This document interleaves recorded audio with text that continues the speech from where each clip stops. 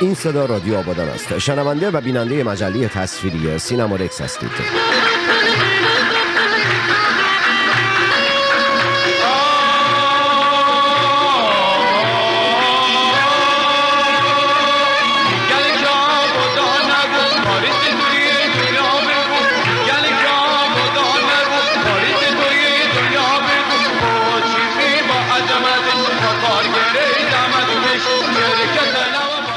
من قربون تک تک کارگرای زحمتکشه، چه پتروشیمی آبادان، چه پالایشگاه آبادان، چه پتروشیمی و پالایشگاه سر تا سر کشور عزیزمون ایران برم، قربون قد و بالاتون بشم که این گونه با حقوق کمی که جمهوری اسلامی بهتون میده دارید زندگی میکنید، ولی نباید ساکت باشید. تا خیلی بده که ساکتید.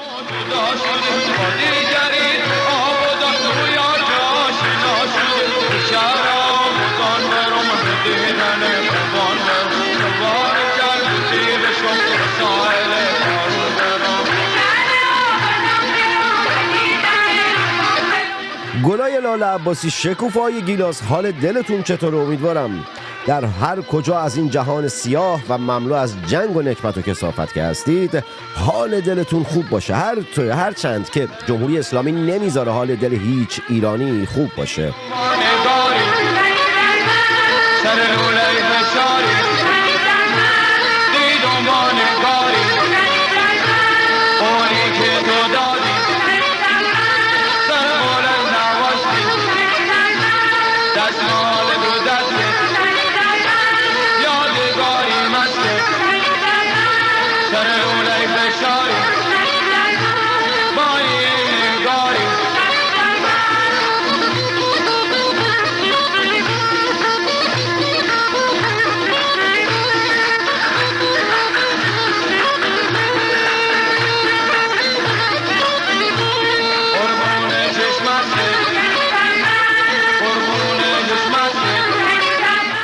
برنامه رو شروع کردم، یادم رفته موسیقی ها رو آماده کنم، باز شانس آوردم که سریع یادم اومد، وگرنه همینجوری استوب یادم وای میسادم همینجوری. آقا بعضی وقتا منم این سری کارا یادم میره دیگه. نگاه کن ملت، خیلی خوشگلید، خیلی قشنگید، مخصوصا اگر که انقلابی هستید و ملیگرا هستید. مجله تصویری سینمارکس صدای انقلابیون و صدای ملیگرایان است. من تلاش میکنم که صدای صادق بدون سانسور و صریح و رکی برای شما باشم. شما هم لایک کنید، کامنت بذارید. همین اول برنامه آقا کامنت تو بذار، ضرری نداره. همینجوری کامنت بذار، اصلا کسی کار به کارت نداره که آره بابا کامنت بذار، زنزینه‌ای نداره که کنترل نمیندازه. در عوض صدای خودت رو حمایت کردی.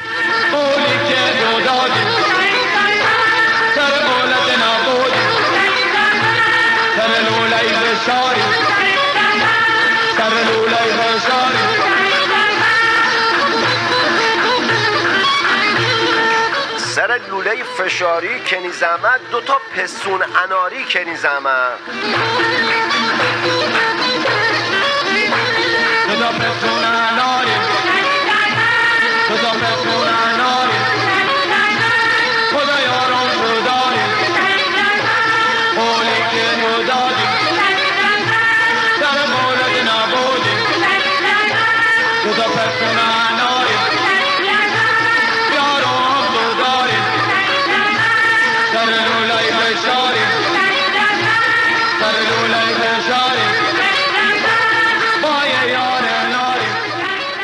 این صدا رادیو آبادان است. شنونده و بیننده مجله تصویری سینمارکس هستید. سینمارکس صدای مستقل و بدون سانسور شماست.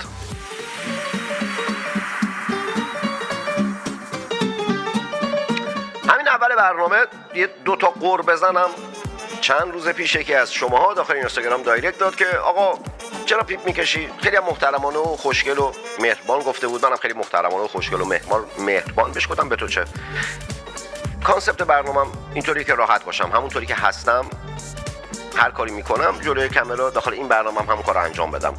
بعد از طرف دیگه آقا 41 سالمه، خودم میتونم تشخیص بدم چه چیزی برای سلامتیم خوبه، چه چیزی بده. قربون قد و بالات بشم که به فکر سلامتی من هستی، به فکر ایرانمون باش.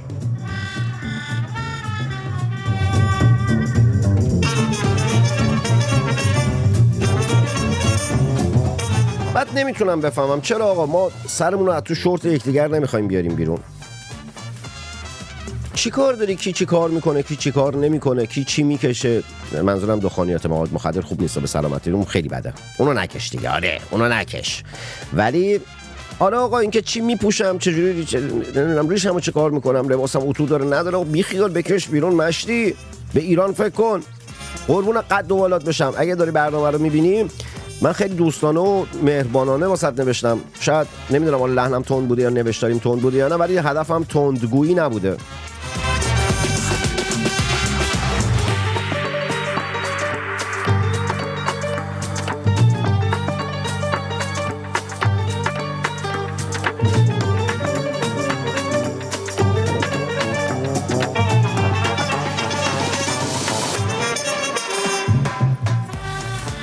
یه چند تا قور دیگه هم دارم، قور که نه، چند تا نکته دیگه هم هست در مورد فعال شدن تیم رسانه‌ای اصلاح طلب‌ها در رسانه‌های بیرون، چه فارسی زبان چه غیر فارسی زبان. دیروز نهم یه مصاحبه‌ای با شبکه من و تو داشتم که بخش‌هایش رو داخل اینستاگرامشون گذاشتن. داخل این برنامه هم تلاش می‌کنم که مقداری در مورد فعال شدن تیم رسانه‌ای اصلاح طلب‌ها صحبت بکنم. بعد یه توییت خنده‌دار بال پیدا کردم، اونو واسهتون میخونم، یکم واسهتون دلبری میکنم، قربون صدقتون میرم، درد و بلاتون رو همیشه میگم دو لپی به جونم بخوره. نگاه کنید ملت، من تعارف نمیکنم، میگم فداتون میشم و فداییتون هستم من. شما خیلی قشنگید، خیلی خوشگلید. افسوس که جمهوری اسلامی نمیذاره خوشگلیاتون همچین مشتی بیاد بالا. دلم واسه خود برنامه شو طنز سینما رکس تنگ شده. یه 4-5 ماهی هست که بعد از اینکه از تلویزیون ایران فردا اومدم بیرون دیگه ضبطش نکردم. سیستمم مشکل داره. اون شو قشنگیش به 2 کادر بودن و تصویر مهمان بودن و اینجور چیزهاشه. در نتیجه امیدوارم هر چه زودتر بتونیم به کمک شماها، چون اسپانسری نداره مجله تصویری سینما رکس، سیستم رو عوض بکنم. کمک های مالی که میکنید یا اینکه میخواید بکنید، این پایین سوپر چت و تانکس رو میتونید بزنید. اگر از طریق پیپر هم میخواید کمک بکنید، میتونید آخر اینستاگرام و توییتر دایرکت بدید تا مشخصات پیپر رو بهتون بدم. کسانی که بیرون از ایران هستند کمک مالی بکنن، بچهای داخل همین که لایک بکنن، کامنت بذارن یا اینکه مخاطب برنامه باشن، بزرگترین کمک و بزرگترین محبتی است که به من و به صدای خودشون دارن میکنن. بعد جونم واسهتون بگه که آره بگو منو کم داری، بگو کمی غم داری، بگو.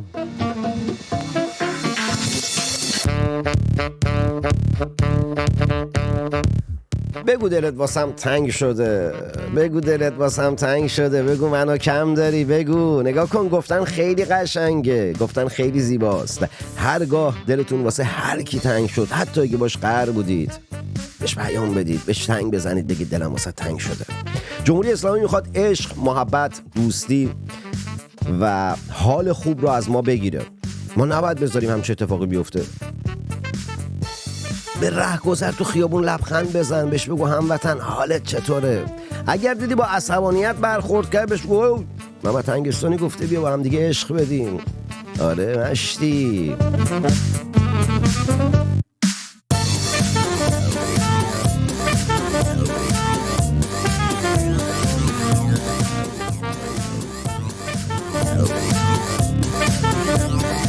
میشه بگی دلت واسم تنگ شده؟ میشه بگی چی؟ میشه بگی نه بگو منو کم داری. آره میشه بگی منو کم داری؟ میشه؟ بگو دیگه. چیزی ازت کم نمیشه که. منم تو رو کم دارم هموطن.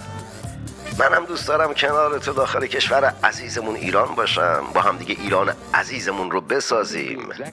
زنده باد ایران و ایرانی. People can be interested in new ideas when those ideas are expressed in well-selected words. Each of us has certain interests which we need to share with others. If we know the special vocabulary, we will understand what people are talking about. And other people will understand us. امیرحسین اعتمادی در راستای سیرک انتخاباتی که جمهوری اسلامی داشت یک جمع‌بندی کرده در ایکس خودش و به 4 قسمت یعنی 4 دسته مشخص کرده که نوشته که 1 از 0 تا 100 سیرک انتخابات برای حفظ نظام بود. 2 در این میان آنها که در این سیرک فعالان مشارکت کردند اساساً هدفشان حفظ نظام و ادامه سهم بردن از سفره انقلاب بوده. آنها خود نظامند و تکلیف ما با آنها روشن‌تر از همیشه است. 3 آنها هم که فعال نبودند اما در نهایت رأی دادند، کاملا آگاه بودند که رأیشان صرف حفظ نظام و تداوم نشستن عده‌ای فاسد و دزد بر سفره می شود. 4 در نهایت همه آن چند میلیون نفری که در این سیرک شرکت کردند عملاً به تقویت نیروهای سرکوب رژیم در داخل، تقویت مزدوران تروریست رژیم در منطقه و تقویت مزدوران مالکش رژیم در غرب رأی دادند و در هر سه مورد مسئولند. آنها باید مسئولیت انگشتی را که آگاهانه در خون پویا و نیکا، محسن و مجید رضا و کیان و نیکا زدند بپذیرند. بهانه‌هایی چون خام و ناآگاه بودیم و فریب خوردم پذیرفته نیست. I thought these rules of yours were just fun and games, so I'm a little bit naughty, maybe not very nice, but there must be a gift for me in that bag tonight. Oh, come on, let me take a quick peek inside that old bag. کمان بگو منو کم داری، بگو کمی غم داری، بگو. نگاه کن مشتی، هموطن خوشگل، کم کم Silver keys to a new car, maybe? باید عزم و اونایی که بیرون از ایران هستن بیشتر از گذشته جزم بکنیم که بتونیم با فعال شدن سرویس رسانه‌ای اصلاح طلب‌ها در خارج از ایران کارهای بزرگ انجام بدیم. خواستم اول داخل این برنامه بگم، بعد دیدم که الان فکر کردم دیدم حروم میشه یه برنامه مفصل در موردش میسازم، کامل واسهتون در موردش حرف میزنم. فقط بهتون بگم باید آماده باشید. بچهای بیرون از ایران جنگ جدی و واقعی برای حمایت از هموطنان داخل ایرانمون و برای سرنگونی جمهوری اسلامی از الان به بعد جنگ واقعی من و تو خیلی محکمتر باید ادامه پیدا بکنه.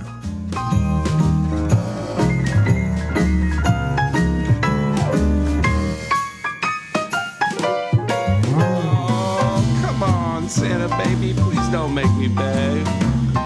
I know you're a sweetheart, no matter what that old Grinch said. Do you think little Jackie and کاربری در ایکس اومده نوشته های پزشکیان من 9 میلیون تومان حقوق میگیرم، 7 تومنشو اجاره میدم، یه کاری کن. کاربری دیگر خیلی قشنگ جوابشو داده، نوشته پزشکیان 2 نقطه بعد یه تیکه از نهج البلاغه رو گذاشته. بابا این پوفیوز هر چی بهش میگن یه نهج البلاغه میده. نهج البلاغه تو نشیمنگاه بیشرف، دزد، سارق، حامی تروریست، حامی دیکتاتور. خودت دیکتاتوری، خودت تروریستی. floating around and ابو سقط شد، الان مسعود پزشکیان اومده توی شرجی، توی گرما، نه آبی نه خاکی. تا دیروز ابو آب مردم میخورد، الان پزشکیان آب مردم میخوره، مردم تو تشنگی میمونن. Santa, please, just let me take a quick look.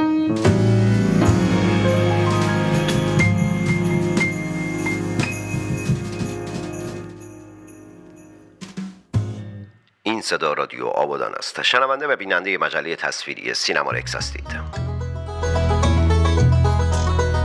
اگه لایک نکردی کامنت نذاشی تا اینجای برنامه لایک کن، کامنت بذار، در سوشال مدیا خودت به اشتراک بگذار و از همه مهمتر بچه‌هایی که بیرون از ایران هستند اگر که تمایل داشتید این پایین سوپر چت و تانکس رو بزنید تا به برنامه کمک مالی بکنید. اونهایی هم که از طریق پیپال بخوان کمک کنن میتونن داخل اینستاگرام و توییتر دایرکت بدن تا مشخصات پیپال رو بهشون بدم.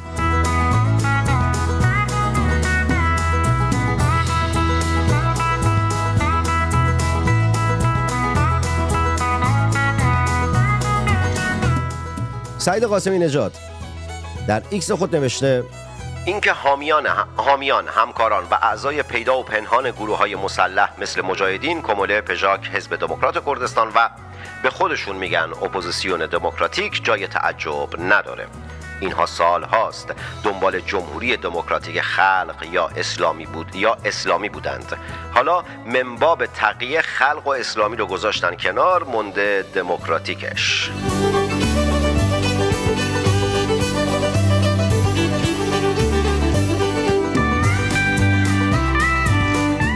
در روزهای اولی که پزشکیان جمهوری اسلامی رئیس جمهورش کرد، همینی که میگن پزشکیان میاد نمیدونم گشت ارشادو برمی‌داره، پزشکیان میاد اینترنتو آزاد میکنه، پزشکیان شورتشو نمیتونه بکشه بالا، کش شورتشو نمیتونه کنترل بکنه، پزشکیان نشیمنگاهش رو نمیتونه مدیریت بکنه، دست خودش نیست، علی خامنه‌ای است که واسش تصمیم میگیره چه کار بکنه چه کار نکنه.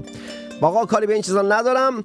آقا ماموران انتظامی با کارکنان دفتر ترکیش یه شرکت هواپیمایی در تهران به خاطر حجاب درگیر شدن، اونو پلمبش کردن. پلمپ نیست، پلمبه. گمپ گلم عزیز دلم. چه موسیقی اومد، به به.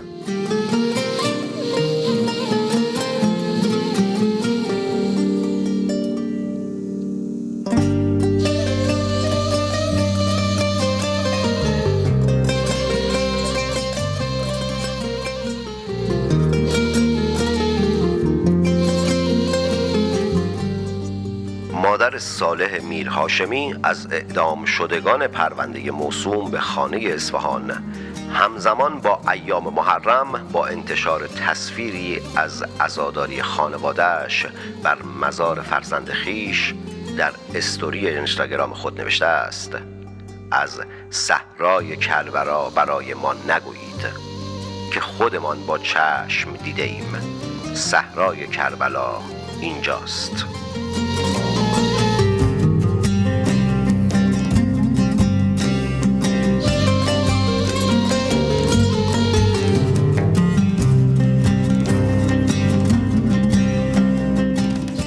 محمود صادقی که اصلاح طلب در دنبال تداوم جمهوری اسلامی، پوفیوز، طرفدار تروریسته، طرفدار گروه تروریستی حماسه و کلا آدم ناشایستی است مثل مابقی و در حال حاضر عضو هیئت رئیسه جبهه اصلاحات هم هست، گفته نباید انتظارات از پزشکیان خیلی بالا بره. آره در همون حد مثلا سیب زمینی و پیاز باید انتظار آزادی و نمیدونم چرندیاتی که میگن و اینا نباید داشته باشه، که اینا که کاری نیستن، که همه کاره اون سیدعلی خامنه‌ایه. این وعد و وعیدایی هم که تو این 2 هفته دادن، از همون روز اول بهتون گفتیم فریب نخورید. بخش عظیمی از جامعه فریب نخوردن، یه بخشی از جامعه هم فریب خوردن دیگه. آره به هر حال انتظار نداشته باشید اینها واسه مسترا رفتنشون هم اسلام بهشون میگه با پای چپ برن یا با پای راست. دیگه از چنین افرادی که نباید انتظار کار درست حسابی و درست درمون داشته باشی که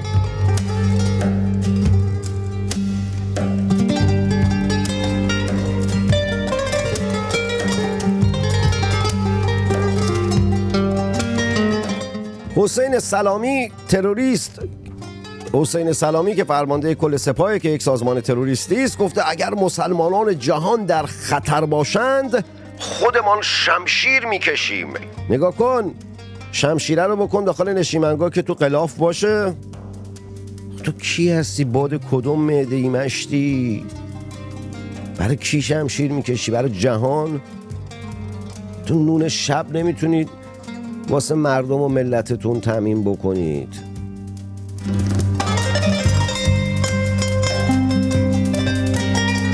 واقعا حیف نیست با این موسیقی خوب بخوام در مورد این کثافت ها صحبت بکنم.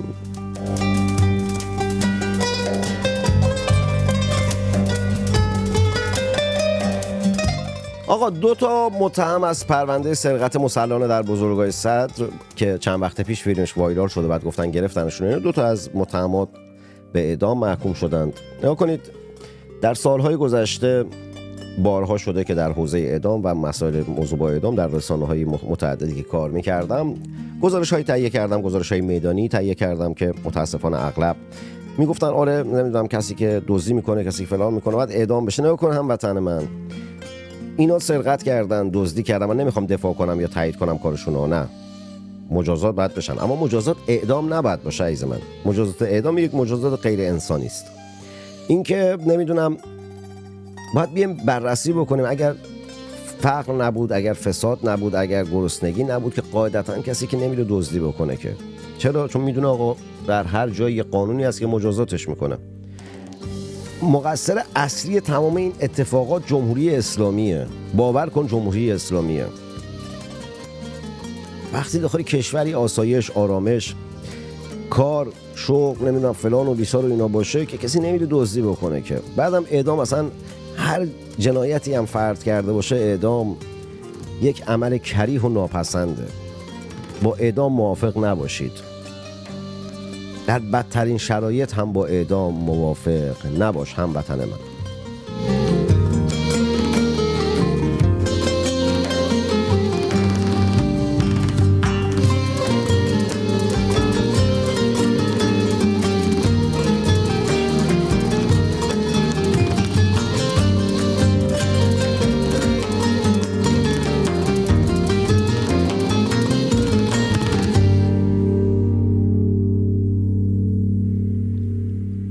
این صدا رادیو آبادان است. شنونده و بیننده مجله تصویری سینما رکس هستید. در روزی نه چندان دور وقتی که برنامه رو شروع میکنم واسهتون خواهم گفت اینجا آبادان است.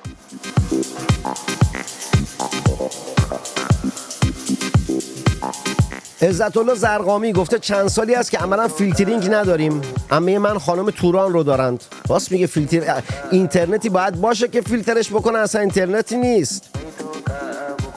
والا عمه من خانم توران اینا دارنش. با عمه من خانم توران چه کار دارید؟ عمه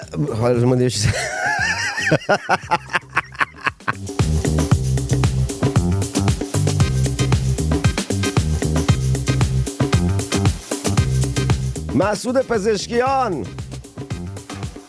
قیافش شبیه آبکشه، هست برنج باش صاف میکنن اینا، قیافش این شکلیه. این پلاستیکیاش نه، او آهنیاش هم نه. آقا گفته همچنان از سوریه حمایت خواهیم کرد، خطاب به بشار اسد در گفتگوی تلفنی که داشتن. خب معلومه که باید حمایت کنید، تروریستید، حامی تمام تروریست هم هستید.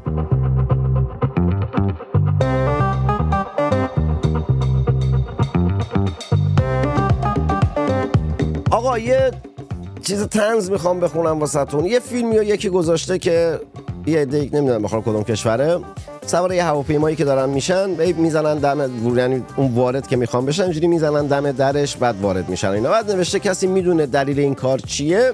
یه چند تا از کامنت ها رو میخونم، کامنت ها خیلی باحال بود. یکی نوشته که میزنن و میگن این مال کیه؟ این مال کیه؟ کاربری دیگه نوشته که میخوام ببینن هواپیما رسیده یا کاله.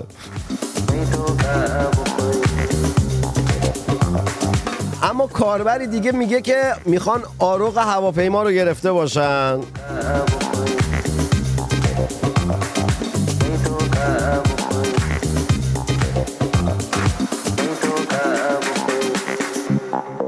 کاربری دیگه نوشته اینجوری میزنن به هواپیما بهش میگن بگامون ندی حضرت عباسی ها.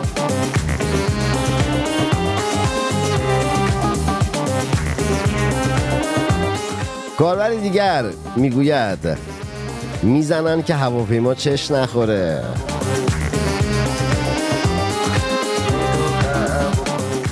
اما کاربری دیگر میگوید که میزنن میگن که خدا قوت بابم جان.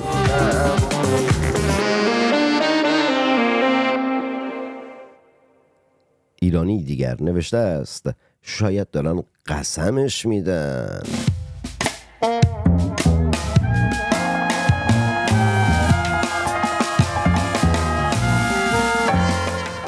یک کاربر پاسخ جالبی داده، نوشته منم این کارو میکنم. بعد اون کسی که این پرسش رو مطرح کرده نوشته دلیل خاصی داره؟ نوشته نه.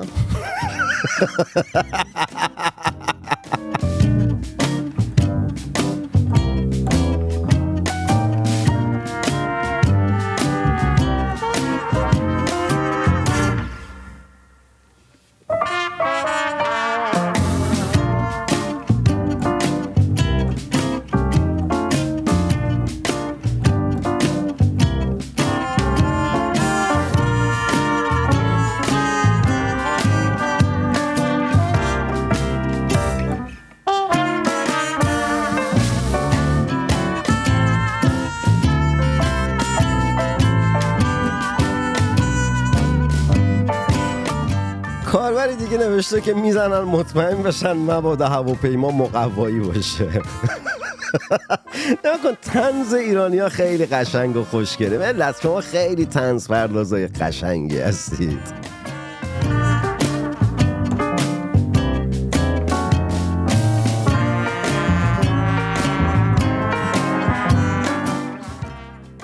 دختران زیبا و پسران خوشتیپ آبادانی و شهرستانی، بگو منو کم داری، بگو کمی غم داری، بگو بلا. آقا دختران زیبا و پسران خوشتیپ آبادانی و شهرستانی، تا برنامه آینده موسیقی خوب گوش کنید، مطالعه و ورزش کنید، سمت سیگاری، تل، تمچیزک، دوا ترامادول و مابقی مزخرفات نرید. یعنی معتاد نباشید و معتاد نکشید عزیزم. حشوش و چیلیم هم خودش معتاده، چرا میکشی؟ نکش عزیزم، خوب نیست. هی خود و شهر خود را آنگونه که هست بشناسید و با آنچه که دارید بسنده نکنید. چرا که شما در آن شبه جزیره و آن کشور هیچ سرمایه‌ای به غیر از فقر و نداری و بدبختی ندارید. محمد تنگستانی. خوشحالم که نویسنده، شاعر و روزنامه نویسی آبادانی و البته شهرستانی هستم. خوشحالم از اینکه برای شما، حتی آنهایی که درگیر بیماری اعتیاد هستند، خبررسانی و برنامه سازی میکنم. تا برنامه آینده، جنگ زده دل تک تک شما. وعده ما آبادان کواترا خونه ننمینا خلاص.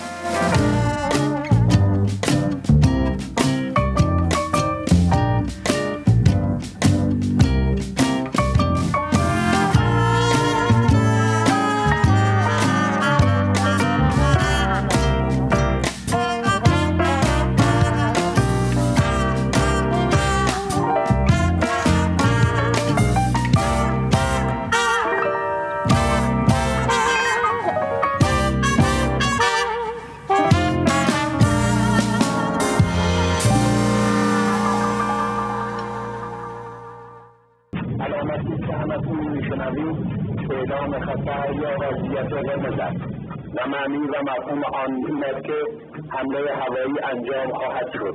محل کار خود را ترک و به پناهگاه بروید.